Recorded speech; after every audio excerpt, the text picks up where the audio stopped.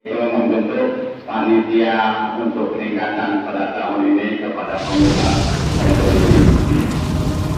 Saya untuk kita hari ini yaitu ada Ustaz Yono dari Bengkel dari Terimaru. Dia untuk mengisi membaca khotbah kita pada hari ini di Masjid Nurul tahun ini. Demikianlah yang dapat kami sampaikan. Wabillahi taufiq wal hidayah. Wassalamualaikum warahmatullahi wabarakatuh.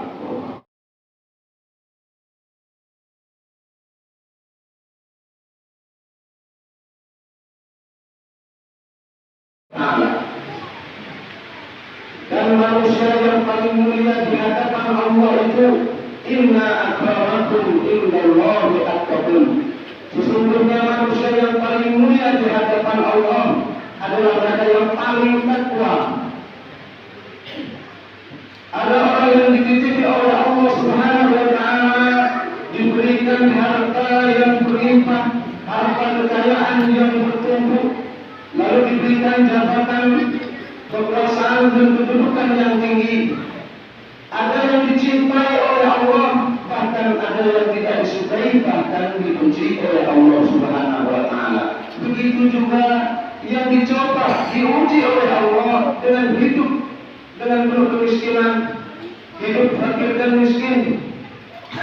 Ada yang disukai, bahkan dicintai oleh Allah. Ada juga yang tidak disukai, bahkan dibenci oleh Allah Subhanahu wa taala.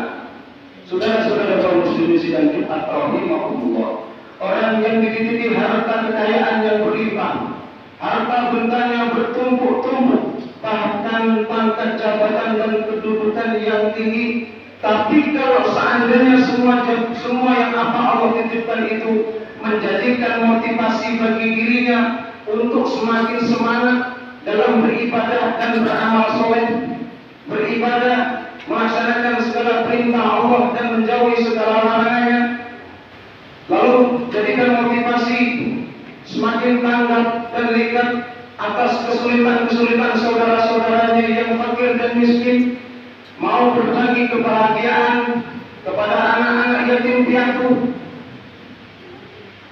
mau berderma dan berbagi kebahagiaan kepada orang-orang yang membutuhkan pertolongan kita, semakin bersemangat dalam beramal soleh, maka orang kaya yang demikian itu lebih disukai dan dicintai oleh Allah Subhanahu wa taala. Apa dasar dari semua ini? Allah Subhanahu wa taala berfirman, innal ladzina amanu wa 'amilus shalihati wa aqimus sholata wa 'atuz zakat lahum la khaufun 'alaihim wa lahum yahzanun. Lahum ajruhum inda rabbihim wa la khaufun 'alaihim wa lahum yahzanun. Sesungguhnya kata Allah, orang-orang yang beriman yang melakukan amal soleh, mengerjakan sholat, membayar zakat, maka Allah menghilangkan segala bentuk yang tidak menenteramkan jiwa kita, dan pahala yang besar di sisi Allah. Lahum ajruhum inda rabbihim.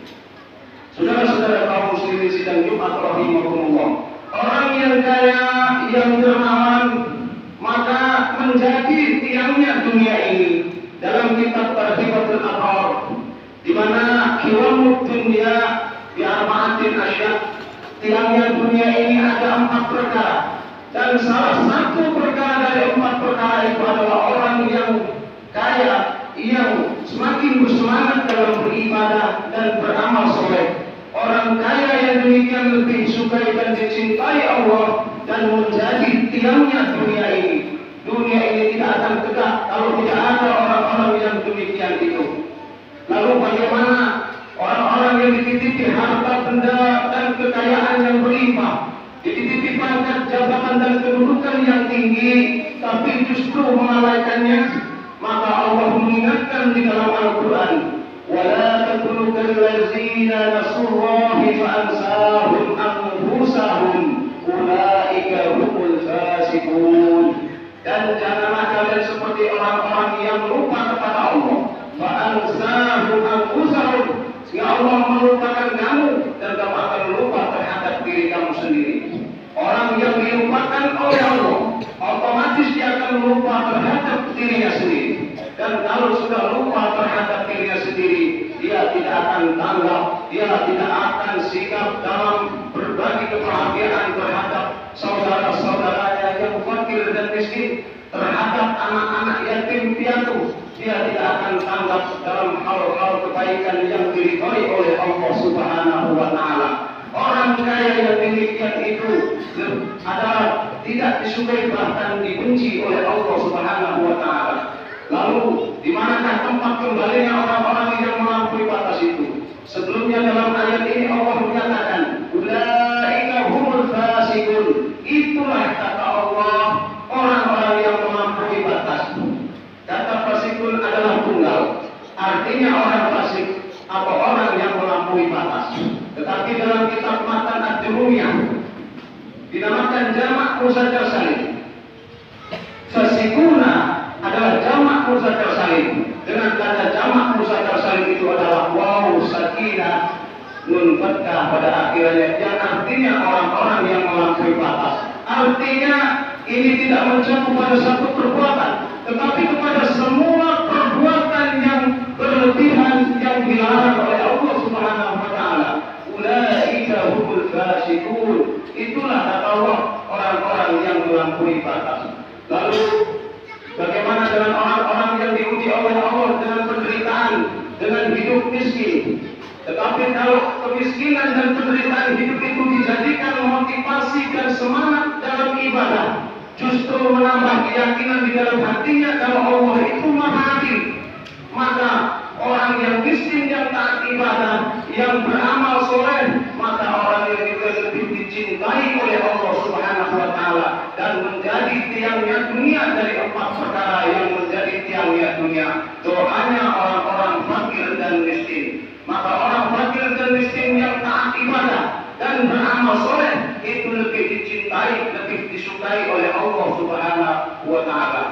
Semoga bermanfaat apa yang saya sampaikan, bisa mengamalkan dalam kehidupan kita sehari-hari, menjadi hamba-hamba Allah yang benar-benar beriman dan tangguh, sehingga atas kesulitan-kesulitan saudara-saudara kita yang fakir dan miskin. Dan kita harus menyadari bahwa hidup ini adalah ujian dari Allah Subhanahu wa Ta'ala. Inna akramakum indallahi atqakum. Barakallahu li wa lakum.